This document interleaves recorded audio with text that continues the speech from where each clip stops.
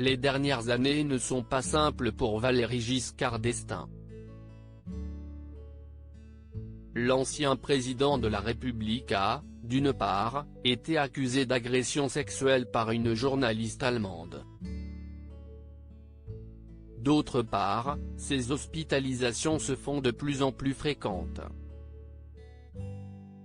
Mais, au-delà des problèmes judiciaires et de ceux de santé, Valéry Giscard d'Estaing a dû faire face, en janvier 2018, à un véritable drame personnel, la mort de Jacinthe, la plus jeune de ses filles. Le 17 janvier 2018, Jacinthe Giscard d'Estaing est décédée, des suites d'une longue maladie. Cette passionnée d'équitation n'avait que 57 ans.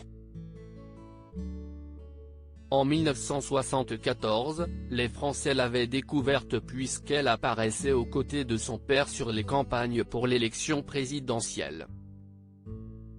Cette dernière a d'ailleurs été remportée par Valéry Giscard d'Estaing, face à François Mitterrand.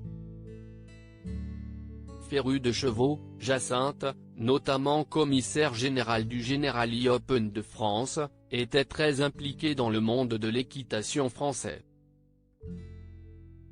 Les hommages se sont succédé à l'annonce de sa brutale disparition. Jacinthe Giscard d'Estaing, inhumée sur un terrain privé à Auton. La fille de l'ancien président de la République a été inhumée, dans la plus stricte intimité familiale et en présence de VGE, sur un terrain privé à Auton, dans le département du Loir-et-Cher. C'est d'ailleurs auprès de sa fille que Valéry Giscard d'Estaing a prévu de reposer.